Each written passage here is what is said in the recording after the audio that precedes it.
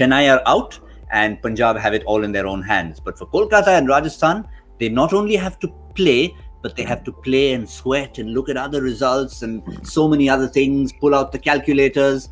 But at least if you focus on the game at hand in Dubai, match number 54, both these teams will look back. Maybe they'll think of a few lost opportunities along the way. Not they should be doing that. But as a matchup, Joy, purely, let's start with Kolkata first. They'll have to put all that behind and say, let's just play with an open mind and a clear mind. Yeah, I mean, the last match, if they were 2 balls away from winning it, they were one bad Lockie Ferguson over from winning it. They were one Nitish Rana away from winning it. You can say many things, but that's the thing. I think what Kolkata has not got is consistency. They've not got settled. Their team doesn't look settled. There's a lot of talent out there, but it's sparking and spluttering and sparking and spluttering. And actually, if you look at the results, they're actually very lucky to be where they are. They're 6 and 7. They're pretty lucky to be where they are. But they're not, the kind of performances they're giving, it's not really reflecting in the results. I think they've been lucky a couple of times. And tomorrow actually for them is, it's not the easiest of matchups. I don't think they match up very well to Rajasthan, but it'll be an interesting one to see. Yeah, if you have a look down that list, Sean, 10 runs, 2 runs, super over. So even 6 of those points that they have got, they'll consider that, we just somehow scraped over the line. So in all fairness, even if you're a Kolkata fan, you'll have to look back at the season and say, if we don't make it, we probably don't deserve to be there. Yeah, I remember there was 2 games which I thought when the games were on, they're not going to win this, and they managed to squeak over the line. I think it was the Chennai and the Punjab games, and it came at an important time because it kept them in the tournament.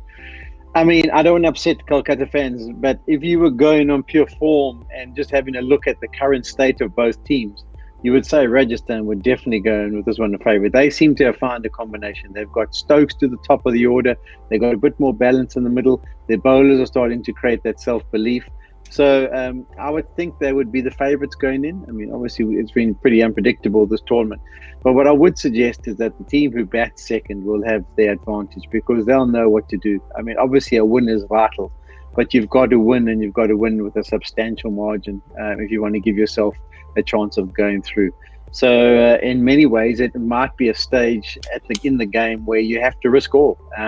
And really try and hammer home an advantage where you say, listen, we can't win this in the 20th over. We need to win it by the 15th. Let's change the order. Let's go hard at this particular bowler. So it could be a thoroughly interesting game to watch tomorrow. But I think the team that bats second will know the equation better and probably have more chance of not only winning, but also working out the permutations. No, absolutely. The best thing about it is they will know the Punjab result. So they know, is Punjab in? If Punjab is in, they know how much they need to score to at least cross Punjab, because they will not know about Hyderabad till the last day, but at least they will know how much it is that I need to go to be safe over Punjab, and that will be very interesting. So that second match will be so many people standing outside with calculators and messages, and you will see Brendan with his walkie-talkie talking to the outfield. All sorts of things are going to happen. It will be an interesting one, the second match. Yeah, it certainly will be. And I must say, Sean, it was brave of you to put that point out, not just for all Kolkata fans, but knowing that there's 2 Kolkatans in the studio with you. Distance enough that you could afford to put that out there. Yeah, it wasn't lost on me that there is a strong Kolkata presence in this Cricbuzz com box. Yeah, and I haven't even mentioned our producer, so let's not even go there. Let's quickly have a look at the squads and see if we foresee any changes. First, the men in purple. Again, there's been enough of quality that they've delivered. We've seen someone like Tom Banton who's come in and played. Chris Green's had a bit of a look in, but otherwise, do you really see anything that needs to be changed because it's a do-or-die game, Joy? Look, I really don't see. I mean, there must be some logic in them playing Rinku Singh at the position they're playing him, but I just didn't get it. I mean, I just didn't get whether he's performing what he was giving. If he's going to bat low down the order, it does make sense. If KKR, they pushed in Rinku Singh before somebody like a Eoin Morgan, it just doesn't seem to make sense for me. So if I were to look at a change, I'd say if I can get Rinku Singh out, I'd still say give me a top-class international bowler like Kuldeep Yadav. Let's try him for 2 overs. He gets it, he gets it. He doesn't get it, that's fine. But I can't see Rinku Singh winning the match with them winning the match for them with the bat.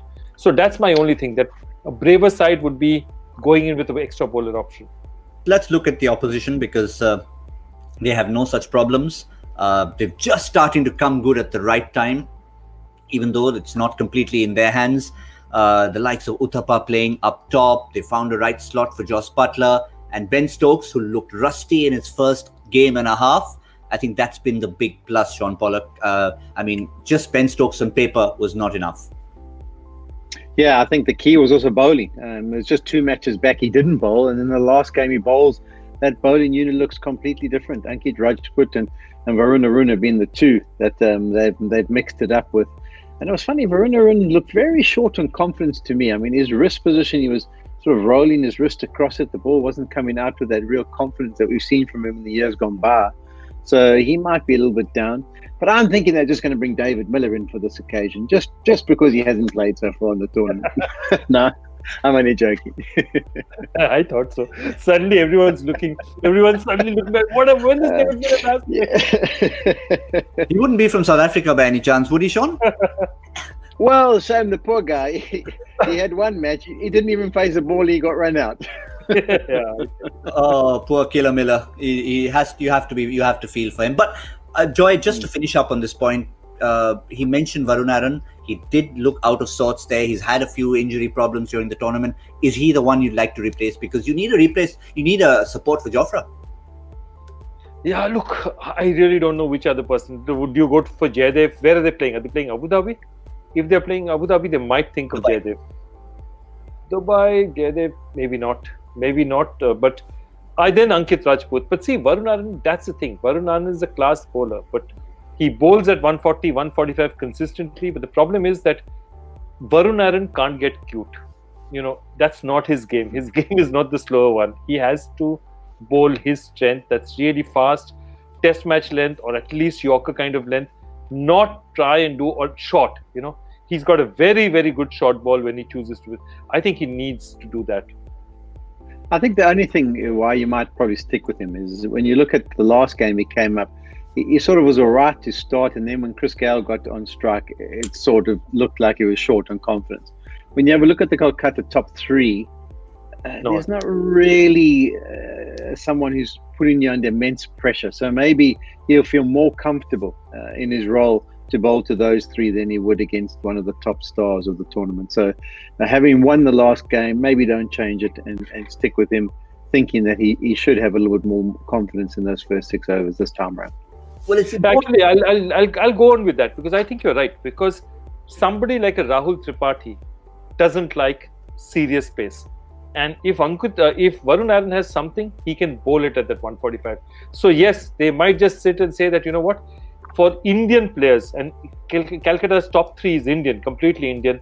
Let's give a little raw pace rather than cuteness with the ball. I think they'll find it more difficult. So yeah, I can quite agree with that happening.